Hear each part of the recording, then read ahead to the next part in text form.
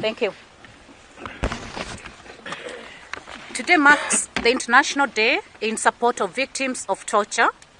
This is an international day that is celebrated globally after the signing of the UN Convention on the Prevention of Torture, Cruel, Inhumane and Degrading Treatment. This is an important day that will recognize victims, survivors of torture. Unfortunately today, we really do not have much to celebrate.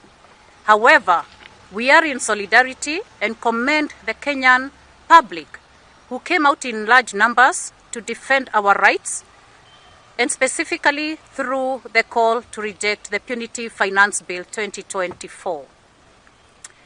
I would like to remind all of us that this is a constitutional right that is enshrined in our Constitution, Article 37, that provides for the right to association, the right to assembly, the right to picket, and the right to petition. This organic and independent movement has shown us the way that Kenyans can voice themselves. And so there's absolutely nothing wrong with Kenyans getting onto the streets to voice themselves. This is a constitutional provision as per the Kenya Constitution 2010.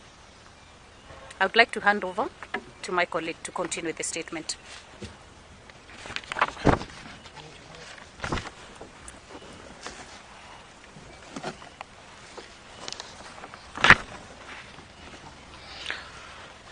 Today, as we mark the International Day in support of victims of torture, we are faced with a grim reminder of the dark days that Kenya faces before, and we have been in this situation before.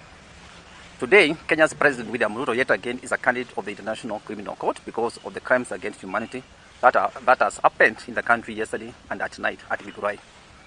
Mr. Ruto has overseen a planned and executable massacre against peaceful protesters and also other Kenyans who came to support across the country to reject the Punitive Finance Bill. The police shot young unarmed protesters outside Parliament, with the killing going into the night.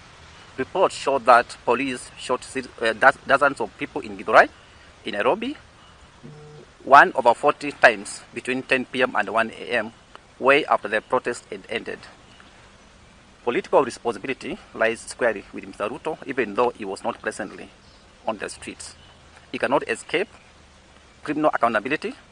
Moreover, Adamson Bungei, who we take note has been transferred, the immediate former Nairobi police commander, is also equally liable. We know he has been transferred to also escape this kind of criminal liability. We believe that the massacre that happened in Githurai was fueled by an incited and ignorant address, which he gave yesterday at State House. Ruto spoke at 9 p.m. and threatened Kenyans, and the massacre started at 10 p.m. A more ground reason why he is an ICC candidate. Between 7 a.m. and 7 p.m. yesterday, or between 7 a.m. and 6 p.m. yesterday, the police reform working group recorded 23 deaths caused by the police fire, arrested over 53 others, and abducted over 17 more. In Githurai alone, police shot and killed at least 30 innocent people at night. At least 100 more are nursing gunshot wounds as we speak.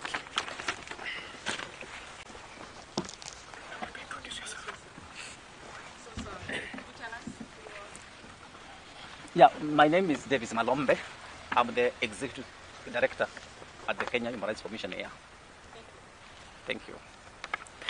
I'm Lorna Diaz, the Executive Coordinator of GALC Plus and Human Rights Defender.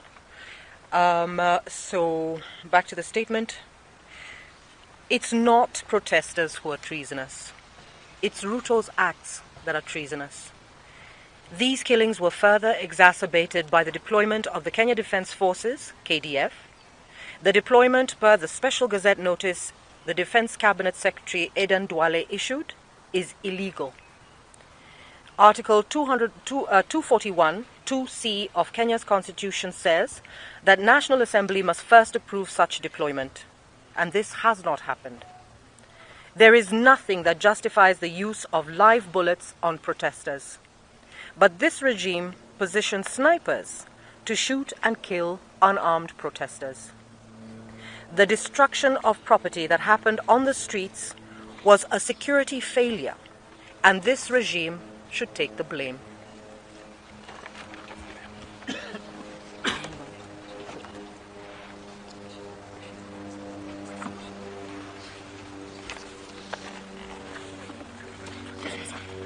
And my name is Kawive Wambua. I work with the Inuka Kenya Nisisi. Article 1 of the Constitution of Kenya says that all sovereign power belongs to the people. When Kenyans poured on the streets in their numbers, they took back their power as per the law.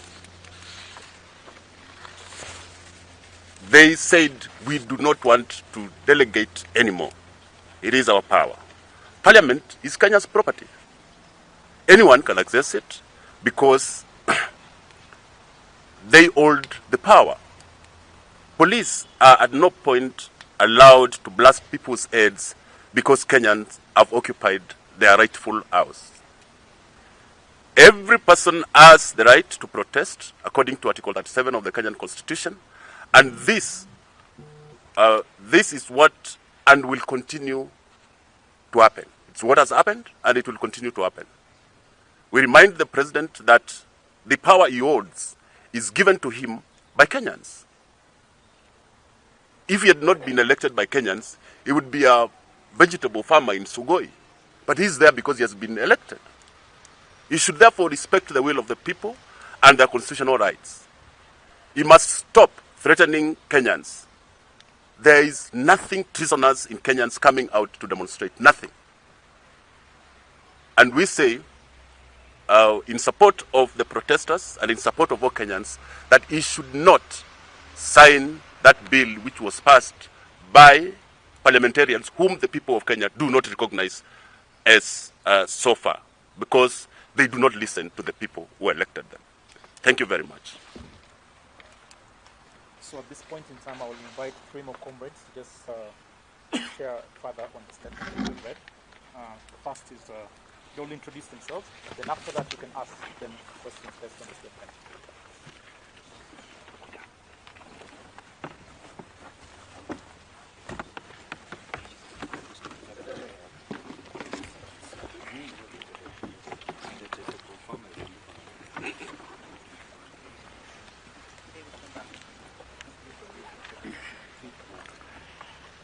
So, members of the press, my name is Joshua Changuony, the Executive Director of CRECO Kenya. And yesterday, we were monitoring the events that happened in our country. And a record 67 towns in our country were having a demonstration. So this is a Kenyan affair. It's not a Nairobi affair. What concerned us is the government spokesperson spreading misinformation and disinformation.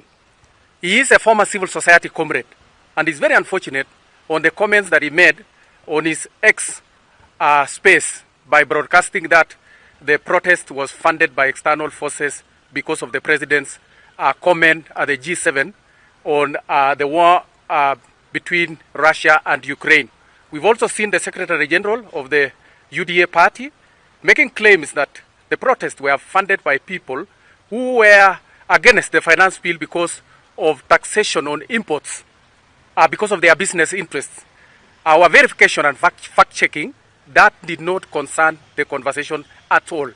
We call upon Kenyans to verify, stop and reflect any kind of the information that they come across in social media before they share anywhere in their spaces, because this is a time to reflect for the democratic space of our country, and Kenyans have digital rights.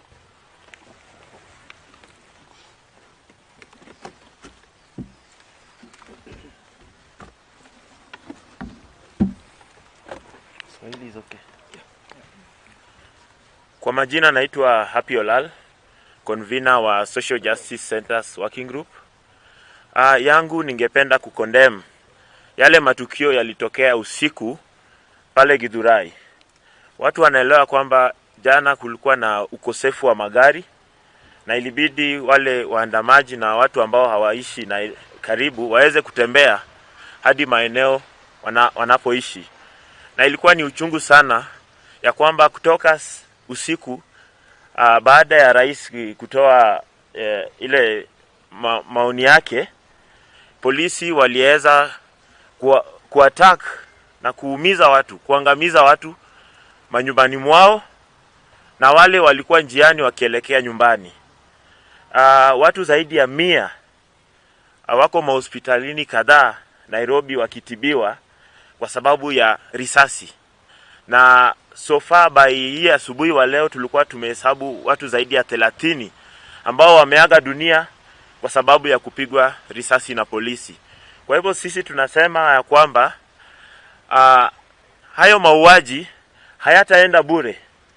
Hayo mauaji lazima kuwe na kitu inaitwa political responsibility na kitu inaitwa criminal responsibility. Kwa sababu itakuwaje ya kwamba protest zilisha, maandamano yaliisha town, watu wakaanza kuenda nyumbani. Na sisi wenyewe tuliambia watu waende nyumbani ya kwamba waende watulie kwa sababu walikuwa wamemaliza maandamano. Itakuwaje mnafuata waandamanaji mpaka njiani na manyumbani mwao?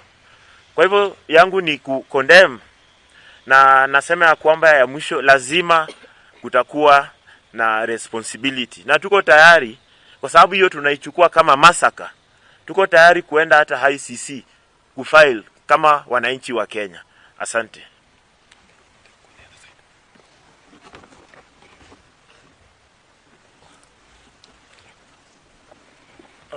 Good afternoon, members of the press. My name is Dr. Iboso. I'm a medical doctor, and I'm a participant in the ongoing protests by Gen Z and generally the young people of Kenya. I wish to speak specifically to the President's statement, which was issued yesterday, because unresponded to, then it creates a narrative that is wrong with regard to the protests. The President started by alluding to the sovereign power of the people and attempted to direct how the people will exercise that power. I wish to state that whereas the Constitution directs that sovereign power will be exercised in accordance with the Constitution, the directive is to all those entities and institutions to whom the people's power has been delegated. The President cannot purport to be directing how the sovereign will exercise his own sovereignty. I wish to speak to the fact that the President alluded to the fact that the protesters are treasonous criminals that are being funded by certain criminals. Now, I have participated in all the protests since we started.